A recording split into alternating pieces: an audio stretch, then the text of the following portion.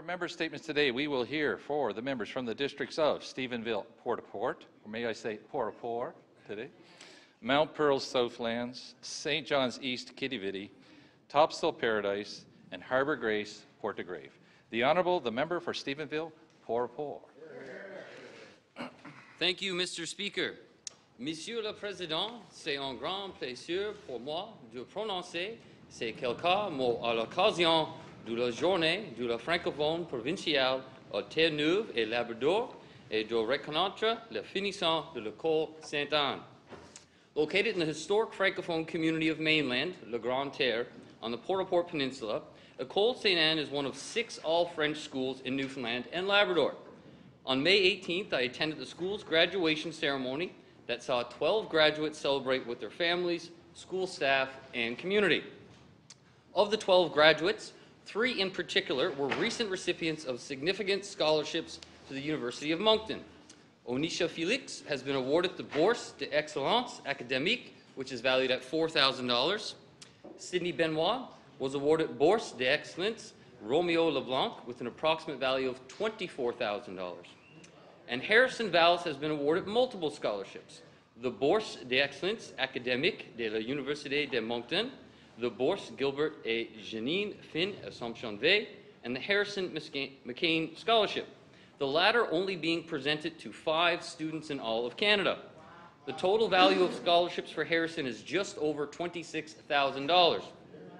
Monsieur le Président, je demande à tous les membres de la Chambre de l'Assemblée du Sceau rejoindre à moi pour féliciter le récipiendaire des bourses et aussi tous les finissants de l'école Sainte-Anne. Bravo et félicitations.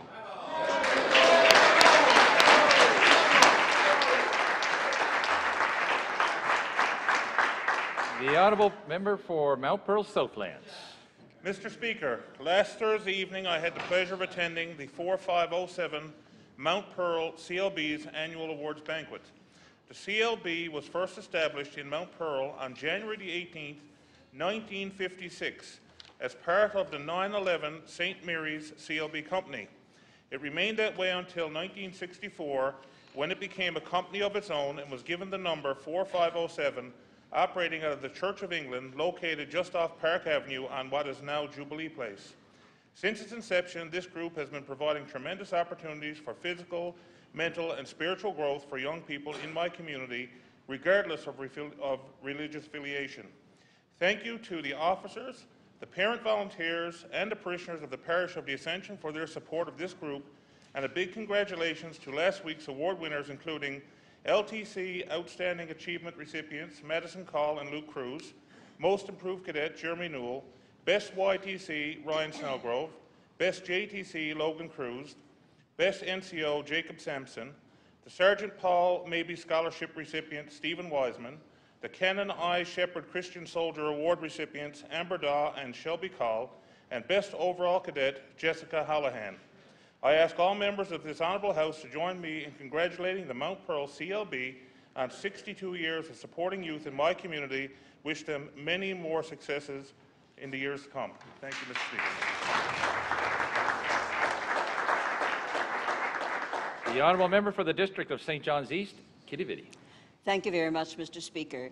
I'm delighted to recognize Lisa Brown, Chief Executive Officer of Stella's Circle, whom Atlantic Business Magazine has recognized as one of the top 50 CEOs for 2 years in a row. Stella's Circle provides services to adults who face many barriers to fully participating in their community, including everything from mental health challenges, homelessness, criminal justice involvement, and long periods of unemployment. Lisa joined Stella's Circle in 2015, having spent nearly a decade managing multiple portfolios as a director with Eastern Health. She has served on boards including for the Rooms, the Community Foundation of NL, and Memorial University. She is also an associate with the Harris Center and serves on the board for Food First NL. Lisa's recognition is a tribute to her commitment to social justice and community advocacy, which are at the heart of the social enterprises of Stella's Circle. I ask all honourable members to join me in congratulating Lisa Brown, one of the top CEOs in Atlantic Canada, again this year.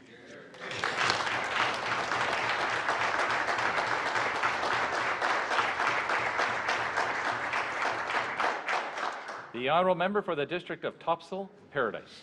Thank you very much, Mr. Speaker. Mr. Speaker, recently my colleague from Conception Bay South and I attended a heartwarming event. On May 9th, Louise and Bernie Mercer from my district, Topsail-Paradise, held a food drive again this year in Conception Bay South to honour their two late children's birthdays. Alex and Roddy Mercer shared the same birth dates, though years apart, and both were lost to brain cancer. Alex when she was still in elementary school, and Roddy as a teenager.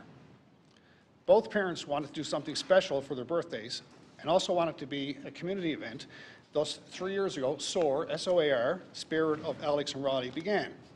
The food drive, headquartered every year at the Salvation Army Church in Long Pond, has been embraced by residents as a way to honour the Mercer's family's courage and grace and to help them give back to the community by supporting the efforts of the food bank, which has a growing list of people dependent upon it. This year's food drive was the most successful food drive to date, and the Mercers, their family members, their friends, the CBS Salvation Army congregation members and volunteers were all smiles as the food donations poured in. It is estimated this year SOAR raised enough food to feed 275 families for a full month. Bernie and Louise said that as long as there's a need in the community, the Food Blitz will continue as their way of thanking a community that's always reached out to them to help them in their time of need. So, Mr. Speaker, I ask all honourable colleagues to join me in congratulating and thanking Louise and Bernie Mercer for once again giving back. Thank you.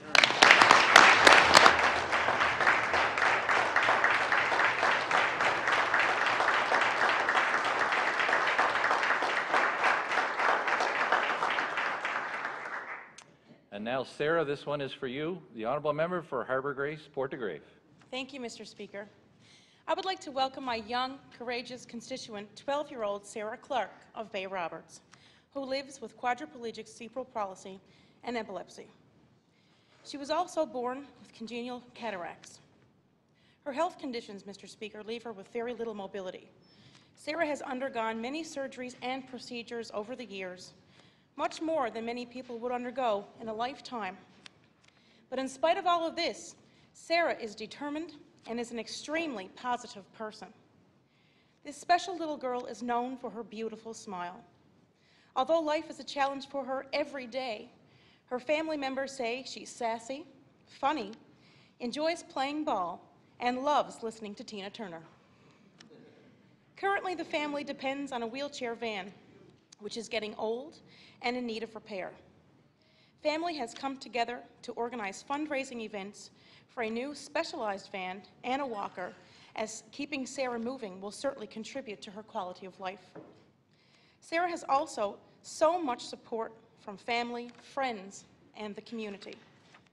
Although she wages a war against her little body every day, they say she has the courage of a true warrior. Sarah, in the words of your favorite singer, you're simply the best. Colleagues, please join me in recognizing Sarah.